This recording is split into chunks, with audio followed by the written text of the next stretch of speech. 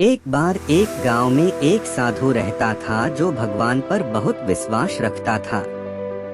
यह बार वह साधु पेड़ के नीचे बैठा था और भगवान को याद कर रहा था, तो अचानक वहां बाढ़ आ गई। चारों तरफ पानी ही पानी। सब लोग अपने आप को बचने के लिए ऊपर पहाड़ की तरफ भागने लगे।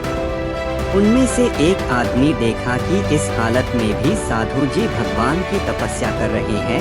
वह सोचा कि ये अपने आप को बचने के लिए कहीं जा क्यों नहीं रहे हैं, तो उसे साधु से बोला, अरे आप कहीं जा क्यों नहीं रहे हो? आप भी मेरे साथ ऊपर पहाड़ की तरफ चलो, नहीं तो डूब जाओगे।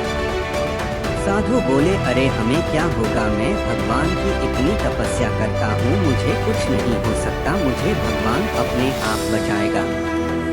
धीरे धीरे पानी साधु के कमर तक आ गया। अब लोग वहाँ से नाव लेकर निकलने लगे, तो उनमें से एक ने साधु से कहा, अरे पानी आपके कमर तक आ गया है, आप हमारे साथ चलो। तो साधु ने कहा कि नहीं नहीं, भगवान मुझे अपने आप बचाएगा। और वह नाव वाला भी वहाँ से निकल गया। कुछ देर बाद पानी इतना बढ़ गया कि साधु के सर तक पहुँच गया और अब लोगों को बचने के लिए हेलीकॉप्टर निकलने लगे।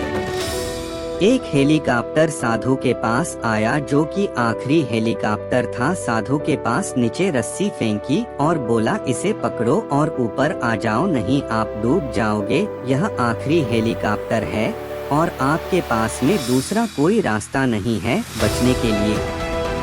साधु ने कहा, यह रस्सी वापस ऊपर खींच लो और आप चले जाओ, मुझे भगवान के ऊपर पूरा भरोसा है, वह मुझे बचा लेगा। पानी काफी ऊपर आ गया, पेड़ डूब गया और साधु की भी डूबने से मौत हो गई।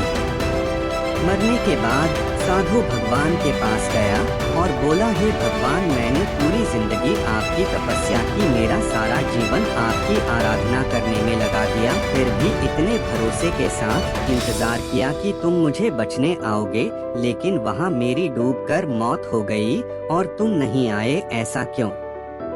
भगवान बोले, मूर्ख इंसान, एक नहीं 3 बार आया था, वो तीनों बार मैं ही तो था। पहला पैदल, दूसरा नाव के द्वारा और तीसरा हेलीकॉप्टर के द्वारा, लेकिन तुमने मेरा एक भी अवसर पहचान नहीं पाया, पता नहीं किसका इंतजार कर रहा था। इस तरह से जिंदगी में हमें ऊपर वाला बहुत से मौके देता रहता है, लेकिन हम सब उस मौके को ठुकराकर पता नहीं किस चीज का इंतजार कर रहे होते हैं कि वो होगा तभी मैं करूँगा, और इस बात पर अड़े रहने से एक वक्त के बाद वो मौका हाथ से निकल जाता है और हम कुछ नहीं कर पाते हैं।